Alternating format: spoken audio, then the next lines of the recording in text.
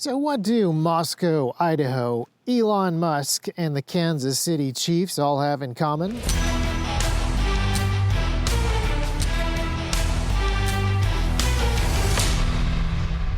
Welcome back to another T-Rex Top episode. This one is kind of topical because all of these things have been in the news over the last week, but it's also an excuse to talk about something that I've been thinking about for some time. I think these are really good analogies for a really important point that hopefully is helpful to all of us. So, quick recap for those of you who have not been following the news in all of these different spheres. You probably did see the Elon Musk interview, or clips of it, or people who were shocked that when interviewed about Disney and various other large corporate advertisers pulling out of Twitter, Elon Musk was very blunt and direct in telling them to go get lost. Not exactly the words that he used. He used extremely strong language, and people pushed back against that. Meanwhile, however, there was also something that was going on in the church space. A whole lot of modern evangelical writers are criticizing a Presbyterian pastor named Doug Wilson, who lives in Moscow, Idaho, for his tone and mood. And then there was a sports writer over at Deadspin who was attacking a small child for wearing blackface at a Kansas City Chiefs game. That one's kind of interesting because it shows just an incredible desire to just double down on things. So the sports writer posted a picture of this kid, and you could see that his face was painted black and he was wearing a ceremonial headdress of a Plains Indian tribe. And then when people pointed out that this was an extremely misleading photograph because half of his face was painted black and half of his face was painted red, not because of cultural appropriation, but because those are literally the Kansas City Chiefs colors. They actually doubled down and said, no, it's still not acceptable, it's still racism, et cetera, et cetera. And then when people pointed out that this kid actually is an indigenous child himself and his dad is one of the tribal leaders, well, Deadspin doubled down again. So I want you to remember that because we'll come back to that towards the end of the episode. Let's get back to Elon Musk. What all of these different incidents have in common is that they are really focused on the form rather than the function of the conversation. They're really focused on the flavor rather than the substance. And they also have this in common. A lot of criticism that you see, not just today, but a lot of the criticism that you see in general, even in past, even in history, is people who are actually doing a thing. The doers are often criticized by the thinkers and the talkers and the commenters, and often for reasons that have nothing to do with the substance of what they are doing, but only the way that they are doing it. And this is a great opportunity to talk about something that I have been thinking about for a while and have discussed on a couple of occasions. The difference between specialization versus generalization, sort of the experts versus people who actually are getting the experience. Now, I will point out that specialists have the opportunity to develop stronger strengths, but generalists can sometimes have fewer weaknesses. They have more context and can be better, more well-rounded. But this is a pretty common refrain right now in today's culture. Even though it is common for the non-doers to criticize the doers, there seems to be a lot more institutional protection these days. You can see it across the board in a bunch of different areas, like mainstream authors ganging up on and criticizing self-published authors, especially self-published authors who outsell them by a pretty hefty margin. They're not real writers, they say, because they haven't been through all the gatekeeping of the big publishing houses. So what they have to say doesn't count, even though technically people enjoy their books more and buy more of them. Academics often criticize hobbyists. There's just sort of this appeal to authority that is extremely common now. It was very common in 2020 when we were supposed to just trust the experts. And there's this institutional sanctity that is bestowed upon experts.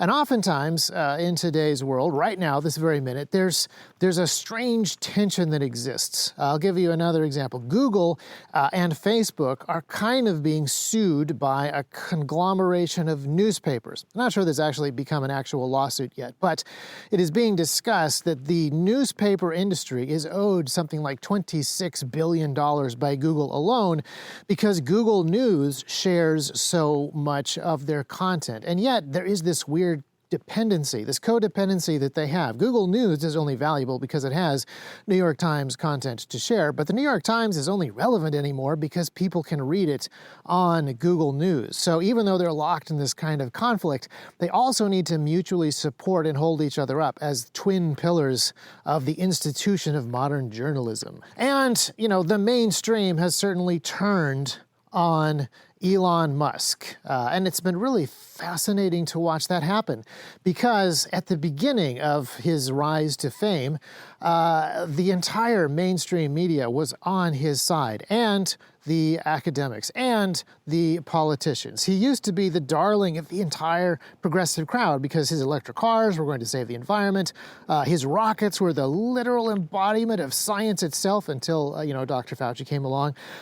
He was so important and so great and so valuable that Disney sent Robert Downey Jr. to go hang out with him in preparation for the Tony Stark role in that first Iron Man movie, and they gave him a cameo in Iron Man 2. But now, Disney is actually leading the charge to pull all the advertising from Twitter, to do no business with Elon Musk's company because he's a terrible, terrible person. And so last week in this interview, he accused Disney and others of blackmailing him with advertising dollars. And I would say in some ways was very level-headed about it. They were saying people don't want to advertise with you, and he said, fine, they don't have to. And then he followed it up with some strong language. He asked if Bob Iger were in the audience, and then he directed strong language directly at Bob Iger, which outraged the entire mainstream media because he was so uncouth and he was so crass and this was so incredibly uncalled for. But again, they were talking about the word that he used, not the sentiment, not this idea of blackmail or this idea that a guy who owns a company can decide whether or not he wants to buy advertising in another company, and a guy like Elon Musk can decide whether or not he's going to tell advertisers to go fly a kite. And there's a couple of reasons that the mainstream, not just the media, but academia and politicians and folks in general were angry at Elon Musk. Firstly, it's much easier to be angry at him for using the bad word than to really engage on this deeper argument. But the second is that they genuinely are afraid of Elon Musk. He can no longer be deplatformed in the way that they have traditionally deplatformed people. And this is because he's more than just a talker, he's more than just a commenter, he is an actual doer. In the 21st century, we are used to celebrities being created out of nothing. There can be a viral video here, or there can be a viral video there, and suddenly somebody has 50 million TikTok followers, and they command a huge amount of attention in the mainstream media, and they can get an awful lot of money for being an Instagram influencer or whatever.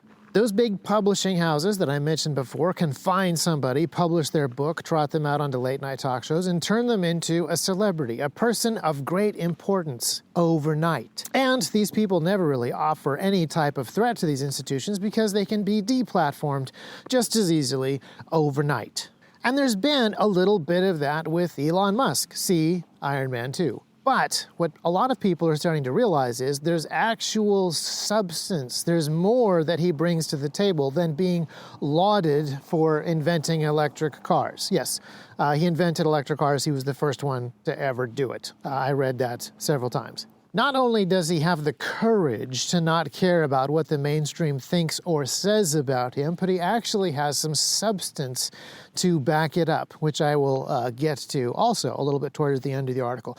Now, let me talk a little bit about Doug Wilson.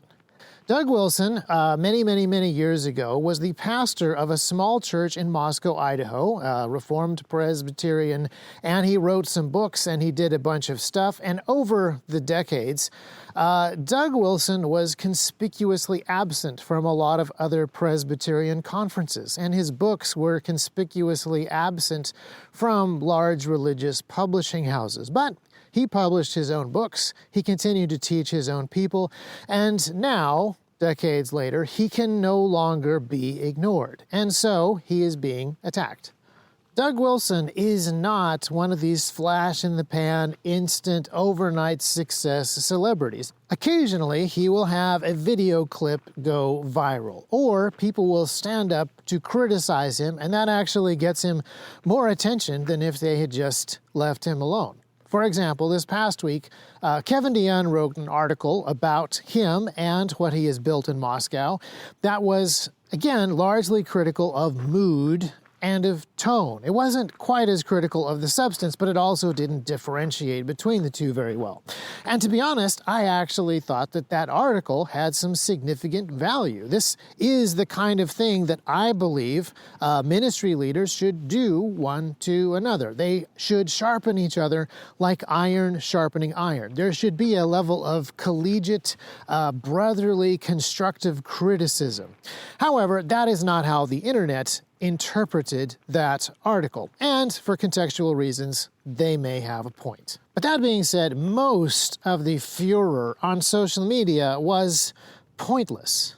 Instead of thoughtfully reading the article and waiting for these two guys who have many decades of ministry and experience between them to talk through some different points of theology and application, there was just this giant bandwagon that developed. And, you know, the internet is messy. It's hard to tell if people on Twitter are angry at Doug Wilson because they hate everything that he stands for, or whether they have a couple of interesting observations to make about tone. And it's exactly the same with Elon Musk. People were outraged, but it was very difficult to tell whether people were outraged because he said a bad word, or if they were outraged because his comments proved that he was an actual literal fascist. Because, you know, after all, only a Nazi would be critical of the Walt Disney Corporation.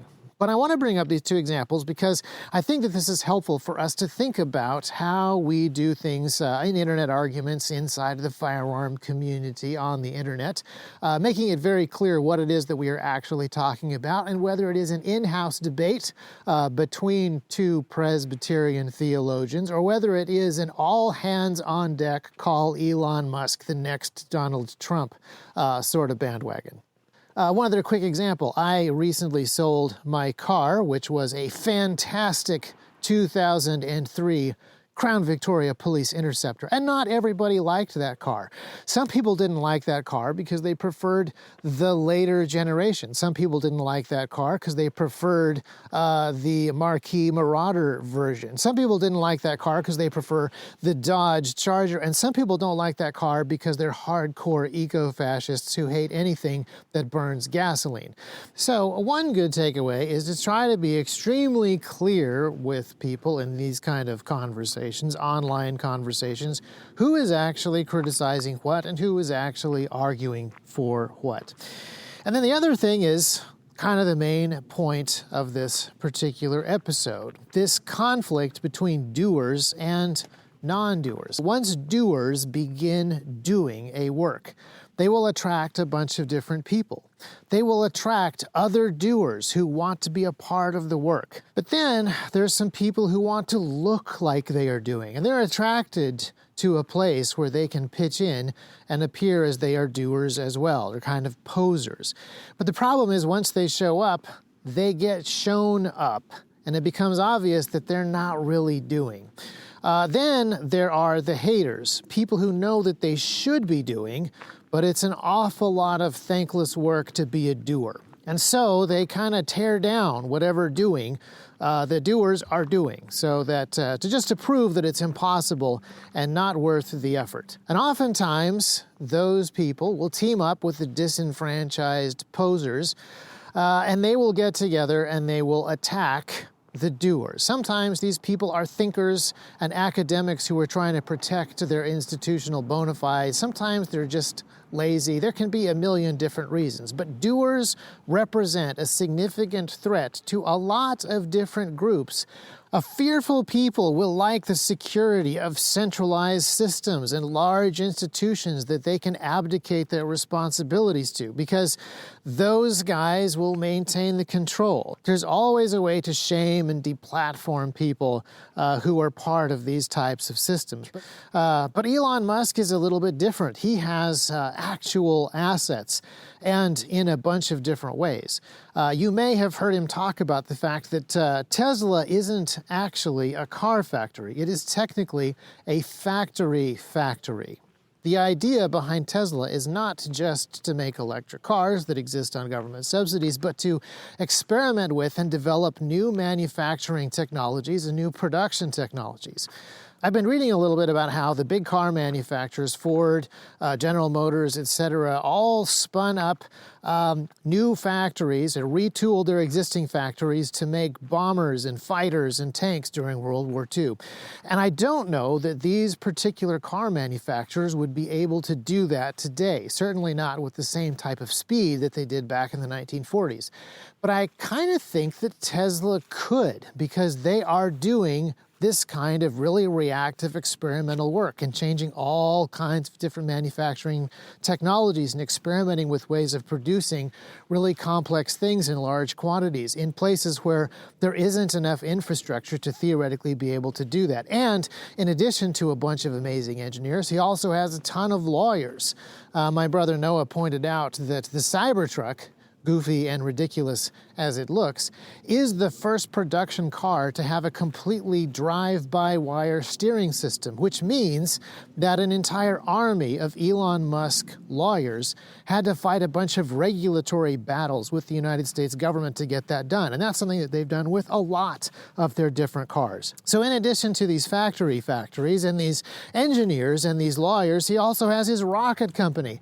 And even if people will not do business with his rocket company, he will still put his own satellites into space and sell internet. He will control enough internet that he can't be deplatformed from the social media company that he bought. He has assets unlike probably any other person on Earth right now. I think this is why a lot of academics and the people in the intelligentsia and other tech world people are afraid of Elon Musk. They don't have any real good control over him anymore. And I think that that's why the large evangelical institutions of Christian America are afraid of Doug Wilson. They don't have any levers for him. And he has some pretty significant assets. He's not rich or famous like Elon Musk, but after decades of rather thankless service inside of Moscow, Idaho, preaching at his local church, there are now thousands of Christians that go to multiple churches and have started multiple schools and colleges and businesses right there in Moscow, Idaho. This community is so vibrant and so flourishing in so many different ways that it is impossible for the conversation around Moscow, Idaho not to get out. And so you've probably seen on the internet a lot of conversation about Christian nationalism. I don't actually think that Christian nationalism is a phrase that originated inside of Moscow, Idaho, but it certainly is something that has been attached to them afterwards. And a whole bunch of people are talking about this. Another thing that happened last week was that James Carville, who I haven't seen in forever, was on the Bill Maher show, and he told Bill Maher that Christian nationalists were a bigger threat to America, and probably the world, than Al-Qaeda. And a lot of extremely respectable evangelical leaders said, oh no, this is damaging our respectability. Doug Wilson and his followers have gotten us called another name.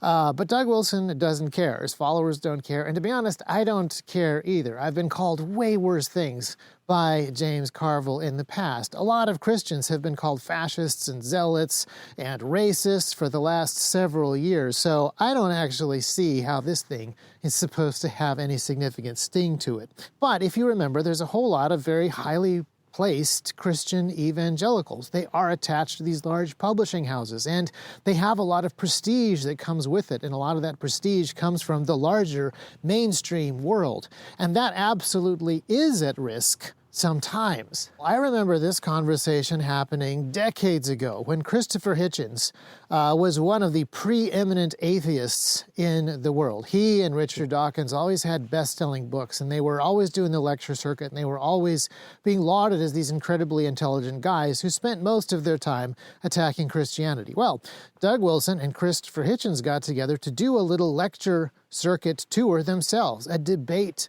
tour, and a lot of Christians were extremely concerned about this. Some of them, I think, just didn't want Doug Wilson to be the guy representing Christianity in this debate between one of the most prominent atheists and the church. And then there were some other people who were really concerned that Doug Wilson wouldn't actually have the chops to stand up to this guy because he's just this bearded backwoods Idaho bumpkin.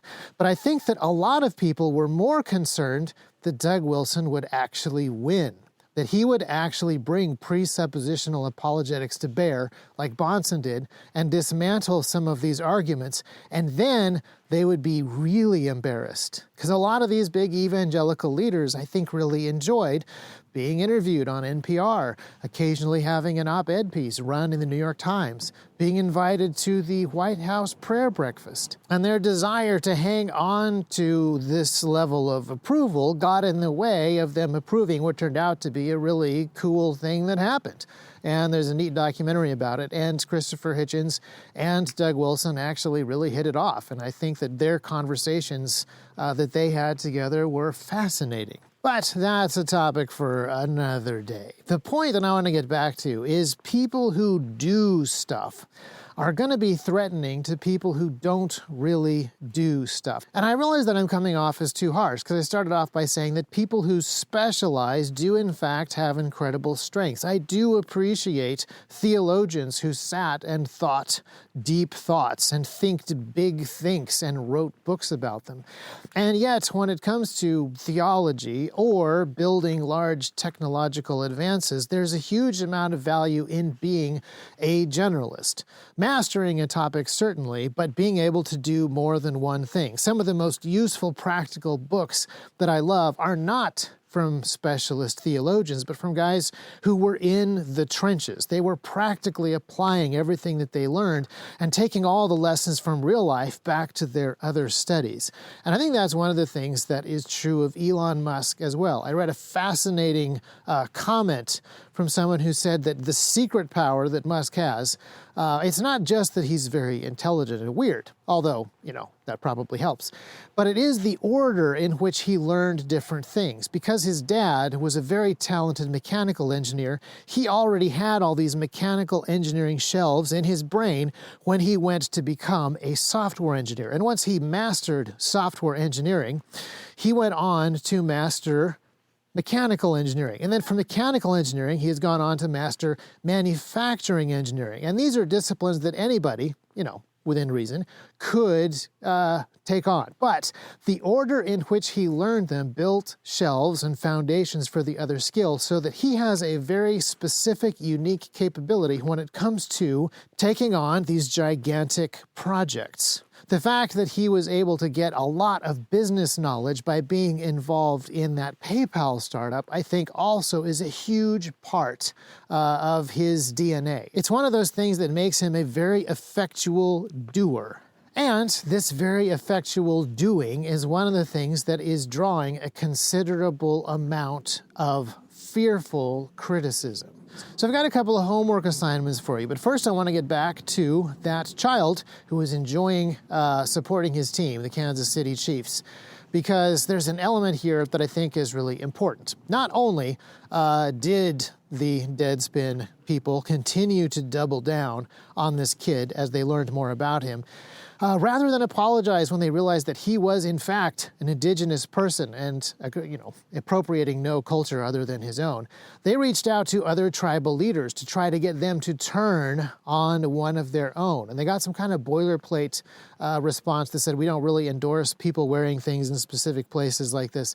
And they are running that as some kind of accusation of this child. They would rather create disunity inside of this tribe of indigenous peoples that they claim to support than just say, hey, we're sorry. They would rather create division and acrimony inside of this tribe than just say, oh, our bad, and let the story die. No. The facade of this journalistic institution must be upheld, and its desire to protect indigenous peoples is so great and unquestionable that they will try to destroy this community rather than let their own motives and, veracity be questioned.